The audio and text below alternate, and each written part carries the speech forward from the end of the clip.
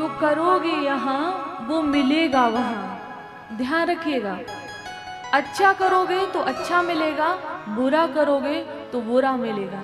इसलिए सोचकर फैसला कीजिए, कृष्ण के नाम पर कुछ लुटा दीजिए।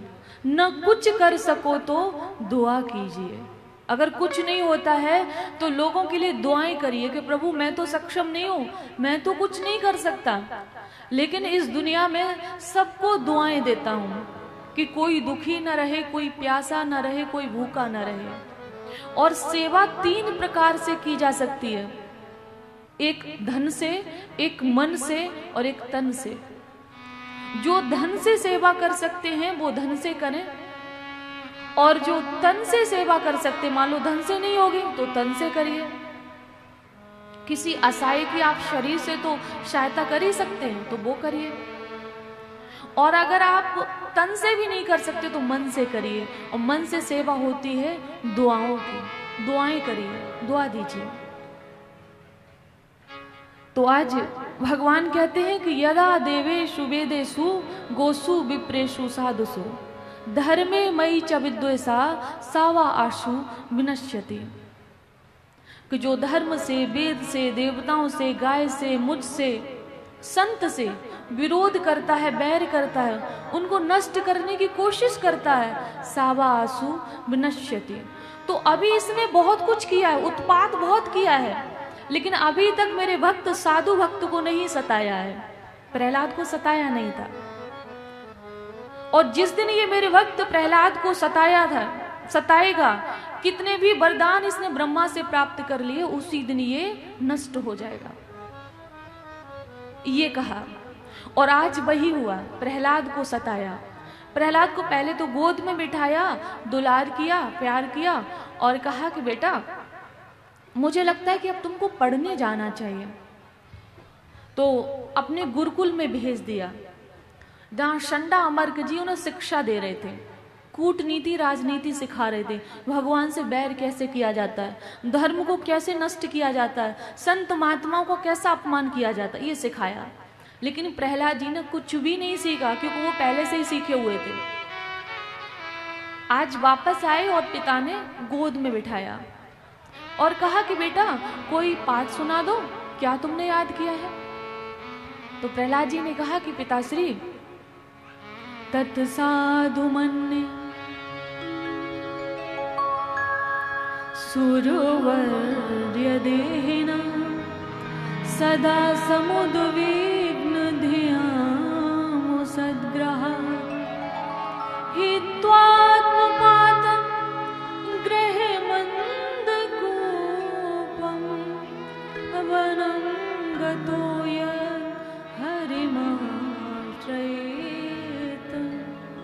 कहा पिताजी मुझे तो ऐसा लगता है कि मैंने तो यही सीखा कि बहुत आयु हो गई, अब आपको वन में जाना चाहिए, ये घर परिवार छोड़ना चाहिए और भगवान का, हरि का भजन करूं।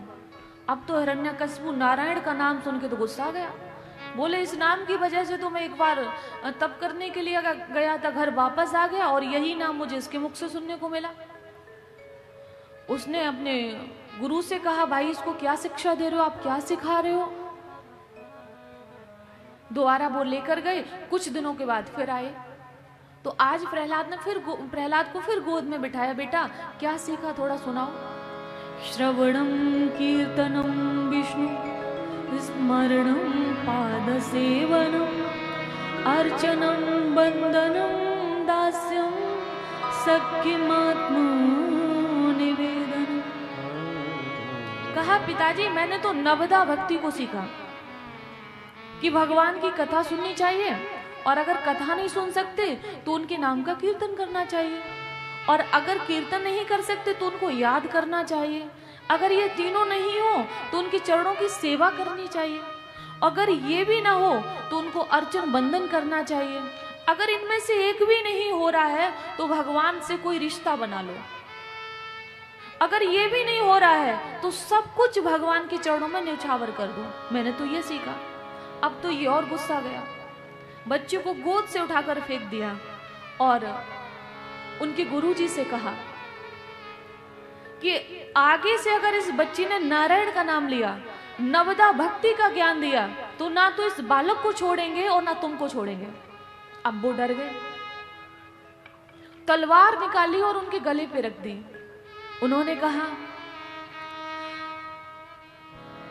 न मत प्रणीतम न पर प्रणीतम सुतो वदतेश तपेन्द्र शत्रु नैसर्ग कीयम मतिरस्ति राजन नियक्षमन्यु कददाय स्म।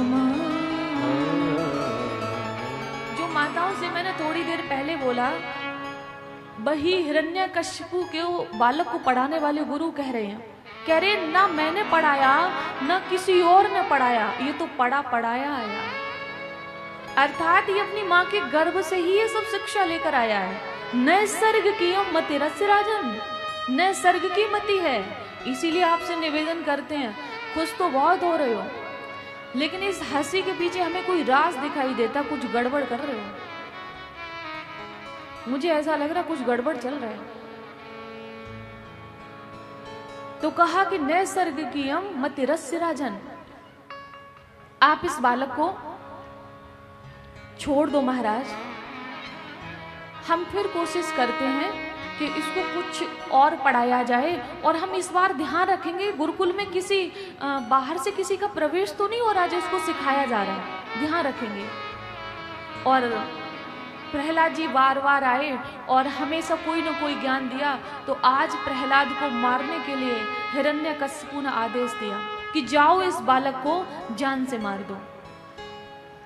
और पहाड़ों से गिराया, तलवार से काटा, मत वाले हाथियों के सामने फेंक दिया, जहर दिया गया। लड्डू गोपाल की सेवा करने वाले कितने लोग हैं भाई? ये विषय है इसलिए मैंने पूछा है। लड्डू गोपाल को रोज कितने लोग नहलाते हैं? वो लोग हाथ उठाएं। बहुत लोग हैं। अच्छा, उस जल को पीते कितने लोग हैं? उनको नहला के उस जल को पीते कितने लोग हैं? मतलब आधे लोग फेंक देते हैं। अकाल मृत्यु हरण सर्व व्याधि विनाशनम विष्णुपादोदकं पीत्वा पुनर्जन्म न विद्यते।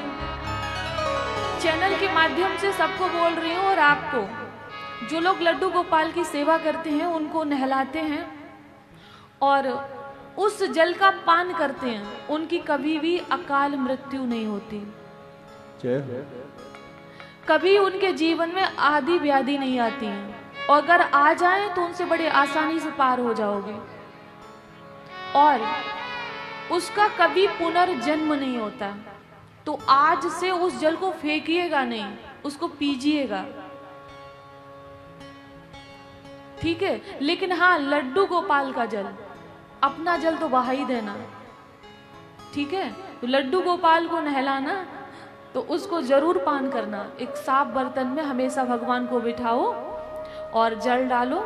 अगर कोई मंत्र आता है तो ठीक है, नहीं तो ओम नमो भगवते वासुदेवा, कृष्ण कृष्ण राधा राधा, आप जो भी बोल सको। और उसके बाद में भगवान को अच्छे से पहुँचो, इत्र लगाओ, वस्त्र पहनाओ और उस जल का पान कर लो। तो उससे क्या होगा? अकाल मृत्यु नहीं होगी, कोई समस्या नहीं आएगी और पुनर्जन्म भी नहीं होगा। आज प्रहलाद के साथ यही हुआ। जब प्रहलाद को जहर दिया गया तो कोई जहर की टैबलेट नहीं दी गई थी, ऐसे ही जल दिया गया और कहा कि ये तुम्हारे नारायण भगवान का चरणामृत है, इसका पान करिए। और उसमें जहर मिला दिया गया था। और आज जब प्रहलाद जी ने उसका पान किया तो जहर का कोई असर नहीं हुआ, क्योंकि अकाल मृत्यु हरणम सर्व व्याधि विनाशनम विष्णु पादोदकम पीत्वा पुनर्जन्म न विद्यते। तो आज प्रहलाद जी को ना जहर से कुछ हुआ, ना किसी से कुछ हुआ। और इतना ही नहीं, होलिका दहन की जो आप लोगों ने कथा सुनी होगी, होलिका दहन होता है ना, उनकी बहन आई और होली में भी जलाने का प्रयास किया, होली का एक प्रोग्राम किया, उसमें भी प्रहलाद को कुछ नहीं हुआ। उसके बाद क्या किया कि गुरुकुल में गुरुजी लेकर जाते हैं और प्रहलाद से कहा कि बेटा सच बताओ, ये सब तुम्हें सिखाता कौन है? ये शिक्षा हम नहीं देते, कोई और नहीं देता। तब आज प्रहलाद ने बताया कि जब नारद जी मेरी मैया को कुटिया में लेके गए थे, उस समय भागवत धर्म का ज्ञान देते थे।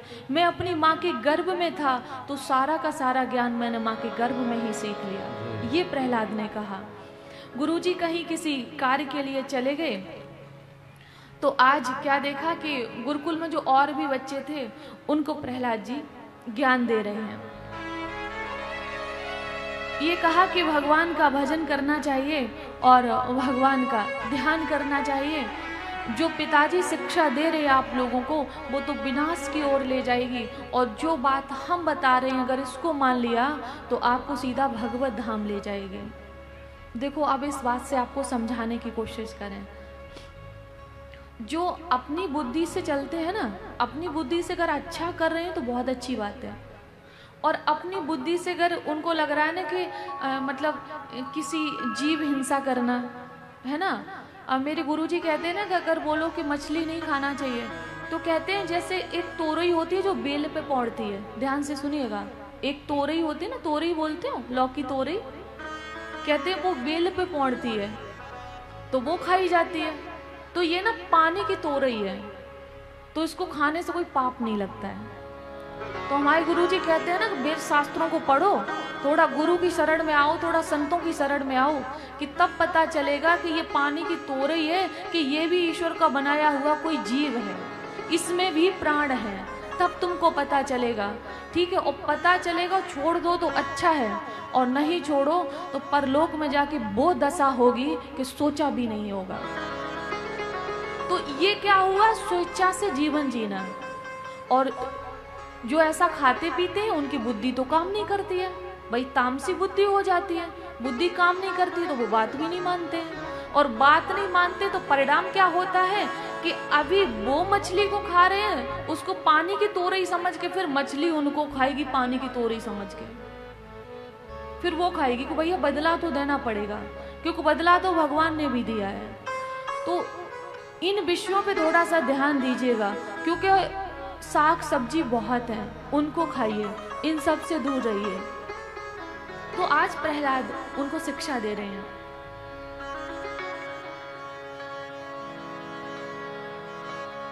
बोली वृंदावन बिहारी लाल की जय हो, राधा रमण सरकार की